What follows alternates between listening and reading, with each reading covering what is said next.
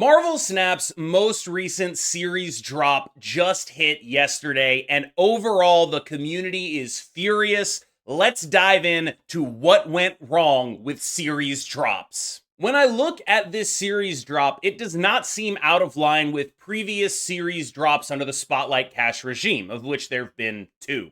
Looking at those and looking at this, I actually look at this and I think this is actually probably a little bit of a better series drop than we've previously gotten. So why is it that the community reaction, in my opinion, to be clear, justifiably, is so overwhelmingly negative? I mean, look at this ratio. This is from the official Second Dinner Marvel Snap Discord, and they are getting killed out here. And I think it's worth exploring why that is and what it is that the community has put into series drops and why it is so frustrating that series drops have been handled in the way that they are. And I think the baseline place to start about why series drops are so frustrating is the existence of series 4 and 5 at all. Every new card that comes out goes into series 5. That means that it will only be available in Spotlight Caches and in the store for 6,000 collector's tokens. Those are very precious resources. It's a very high price tag. I've seen various estimates of the price of Series 5 cards, ranging from anywhere from $60 to $100, depending on exactly how you want to do the math. The point is, they are expensive. They are meaningful investments and outlays of resources in a game that can be equivalent to money. Series drops then, in theory, make perfect sense. Let's say you start with 60 cards in Series 5.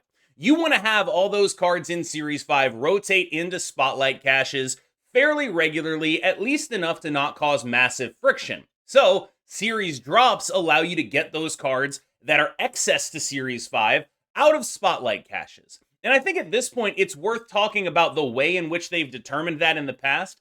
I can't say for sure because I have no inside knowledge of this, but a lot of people speculate that this is a method by which they take the cards that they do not deem to be worth the price tag of Series 5 and put them lower on the scale. I will note that there were several exceptions to that in the most recent series drop. For example, I was very surprised to see X-23 and Sasquatch drop to Series 4. These are cards that I honestly do consider very close to being worth the price of entry at Series 5. It feels to me like they were starting to budge on that just a little bit, but it doesn't matter, because what people care about is the number of cards in Series 5 and not the quality of cards in Series 5. I mean, just look at this, right? 9 cards dropped from Series 5 into Series 4. 9 cards over 5 months. In those 5 months, 20 to 30 cards entered Series 5. That's not a ratio that makes any sense. This incredible increasing growth of Series 5 is the number one concern that players have when it comes to card acquisition. Everything keeps getting more expensive. Series 5 keeps growing larger and larger, and Series drops, in theory, an outlet to strip the chaff out of Series 5. I think players would be happy even if they were explicitly dropping the worst cards in this, even if they just dropped more of them. The reason a bloated Series 5 is so massively problematic is that you have this massive group of cards that can only be acquired in Spotlight Caches, and Spotlight Caches can only accommodate 3 cards at a time, one of which is a new card.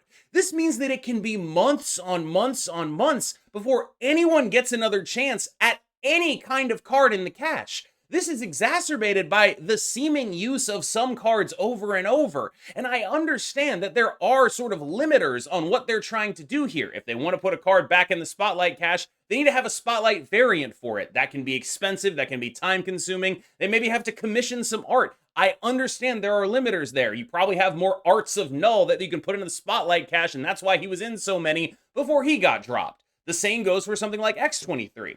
But all of that is to say that the larger Series 5 gets, the less likely you are as a consumer to see any of these cards in your caches. And they have, over the last year, increasingly put every new card into Series 5, except the ones that you get for free. Those go into Series 4, and there's only been like 2 of those anyway.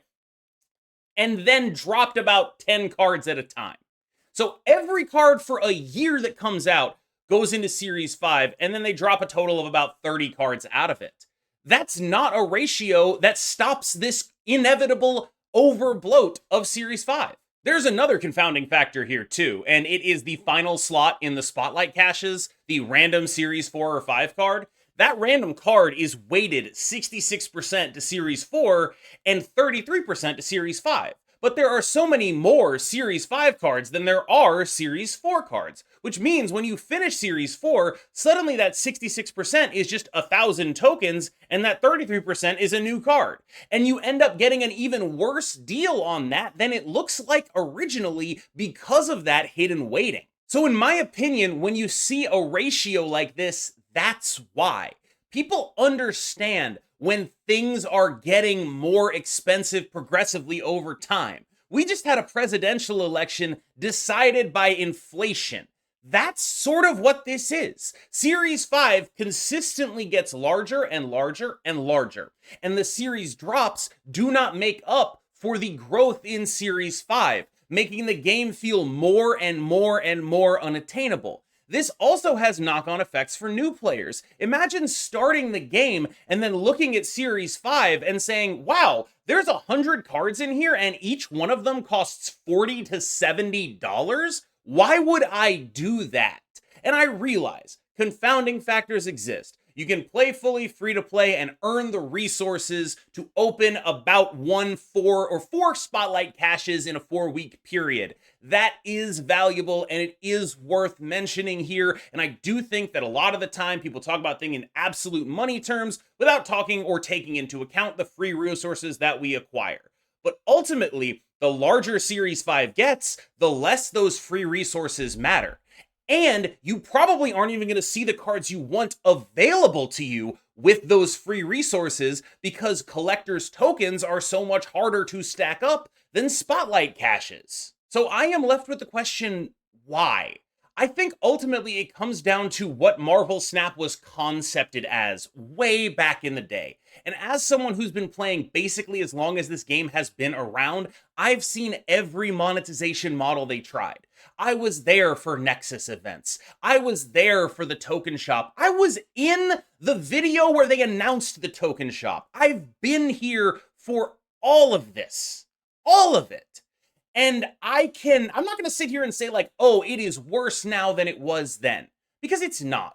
It's like better by a very small margin, or maybe even a large margin. Maybe it is better by an actual margin. I can't tell. I am pretty sure it's not worse than Nexus events, but who the hell knows, honestly. But the point is, these systems all have one thing in common, and it is that Marvel Snap is very generous with card acquisition right up until it isn't. And I realize that saying it like that is probably going to get some people mad in the comments, so please do hear me out on this. Marvel Snap is extremely generous with 65% of the cards in the game. Ballparking it. Everything in Series 3 can be acquired by logging in, doing your dailies, progressing your collection track. Easy. No issues. You will even get spotlight caches. And when you're opening spotlight caches early and you don't have everything and you're getting 3 new cards per spotlight cache, maybe 4, that's a really good value proposition. There are things that work well with this system and they are generous in some way. But here's where the real problem arises. They need to make that money back somewhere.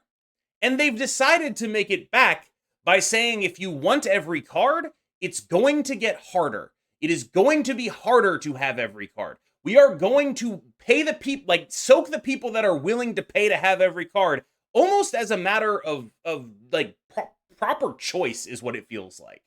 This is not necessarily the worst idea, honestly. Like, I'm a whale. I deserve to be soaked, right? Like, that makes some sense to me.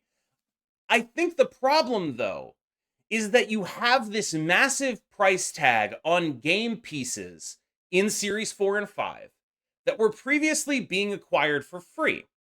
And so you're acquiring all these cards for free. It feels pretty good. It's nice. It's fun. It's awesome. And then suddenly you hit a wall and everything is extremely expensive and managing your resources is incredibly important. and you just kind of hit your head on it, and I'd imagine plenty of people bounce off.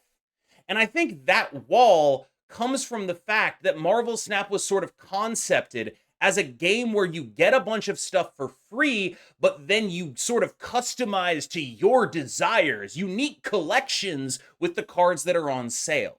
And I think ultimately, what I'd like to point out is that the through line from Nexus events to the token shop to spotlight caches, it's a straight line. These are all methods of monetization that are designed on putting a high price tag on new cards that come out right now. And that is not great, honestly. It's not a great thing to experience, in my opinion. And I think they baked this in for themselves, because what are they supposed to do now? Go back and take away all the free stuff that we got for just playing the game? Get rid of Series 1, 2, and 3?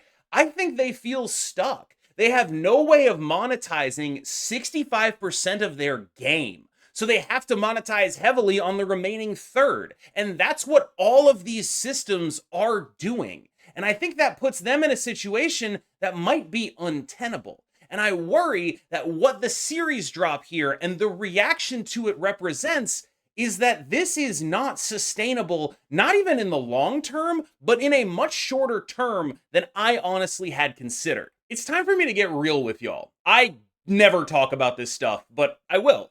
Over the last, I would say, month, basically since November started, I have had the worst numbers on this channel that I've ever had. And I think that that is not an experience that I am alone in. Maybe it's me. Maybe my content just isn't resonating. Maybe I fell off. Maybe I'm washed. Or maybe this game is actually bleeding players in a meaningful way. I can't tell. I know a lot of people will tell me the first one, and a lot of people will tell me the second one. I worry that it might be the second, because if it's out of my control, there's not much I can do. And I worry that, like, no matter what I do, these kind of decisions and the reactions they engender will be dangerous for my ability to continue to do this as a job. And I don't want to lose this as a job. I'll be 100% honest with you. I would like this game to continue. I would like this game to be 10 years. I want everything good for this game because it's good for me. And I'm going to be 100% honest with you about that. That is how I feel. But at the same time, it's not my job to polish this. It's my job to be honest with you. Authenticity in commentary is what I think people who watch me value. And I can only be honest about that. So in the spirit of honesty, I will say across Twitch and YouTube, from last month to this month, I will say I probably made about $1,000 less. And I don't make a ton of money doing this. I make enough to live a decent amount of comfortable and like save my stuff, but that is a real hit for me. And so my worry is that that is because of stuff like this, because players are hitting that wall, because they don't see a light at the end of the tunnel. And I think the reaction to these series drops is because players wanted anything. They wanted any recognition that this system was broken and they needed to do something about it. And they have been saying for almost a year now that they know that, but nothing has actually changed. Every single conversation I've ever had with anyone at Second Dinner, which is, to be completely honest with you, fairly limited, has left me very impressed with the intellect and the cleverness of who they are as people and what they do. I realize again that I'm basically setting myself up to get the people in the comments who are calling me too negative and the people in the comments who are calling me too positive. I think I just have to eat that at this point. I guess I just feel like they aren't grasping the situation this game is in, or maybe, you know, the good version of this is I'm overreacting, right? Because if I'm overreacting and I'm making this video talking about why series drops are bad, all this Series 5 inflation stuff, and it isn't actually impacting their numbers, well, then it is my fault, right? Like, and my content needs to do better, and I need to be a better content creator and all of that. I don't know. It could be either. But I do worry about this because I am very tied to this game, and I want it to succeed. And I worry that if they don't acknowledge the brokenness of this system and make strong moves to fix it, it won't. And that is ultimately what I'd like to talk about to end this video. What I want to talk about here now, though, is what they can do. Because to me, I feel like this system where 66% of the game cannot be monetized kind of just has to go. Because the position it puts them in is hyper monetizing that remaining third of the game. Every player, I think, has roundly rejected the idea of doing that. Whether it was in Nexus events, the token shop, or spotlight caches, heavily monetizing that remaining third of the game has caused players a lot of heartache. Here's the problem. I don't know that players are prepared to have the 66% of the game that they were getting for free monetized. And as an example, I'll look at Pokemon TCG Pocket and the ways in which it seems to have made collecting quote unquote more fun as opposed to Marvel Snap. Here's what's fascinating to me the absolute most about Pokemon TCG Pocket. When you open a duplicate, you can use it to sort of split your card the same way Marvel Snap does, right? And that is exactly the same as boosters. It's like exactly the same. Oh, instead of a duplicate, like if they just converted those into boosters in Pokemon Pocket, it would be the same function. But it's still more fun to open an actual card. And I think ultimately what I keep coming back to is I think Marvel Snap made a fundamental mistake at the beginning of the game. They should have done booster packs. They should have made it so were able to monetize that 66% of the game. That stuff serves as value in booster packs because it's filler. That's what it's there for. And I think ultimately, I don't know how you convince the community to do that. I don't know what they're supposed to do in this situation. They have a game with 2 years of history of 66% of it being free and 33% of it being prohibitively expensive. Any attempt at dragging down that 33% price tag is gonna come at the expense of that 66%. And that's the thing that worries me the most. Because when I think of things that can kill this game, the number one thing on that list is a failed economy rework. Doing something like Spotlight Caches again and having the same results would, in my opinion, be one of the biggest risks they can run. However, they are currently in a situation where they, in my opinion, cannot continue in the current mode for much longer. And I don't know what they're supposed to do. They mentioned that they were looking at a faster and larger series drop in Q1 of next year, right? That's objectively a good thing, right? Having series drops, even if they're this small, more often is very helpful. But they didn't commit to it being more often. They committed to one sooner than it would be. What does that mean? I don't know. And I feel like they recognize there is a problem, but they also recognize that fixing the problem too fast could blow up the game entirely. But fixing the problem not fast enough could have the same effect over a longer time span. And so what I'm trying to say is ultimately, I think this is a structural problem that was sort of set up like a mine by the people who put Marvel Snap's original monetization program together way back in the day.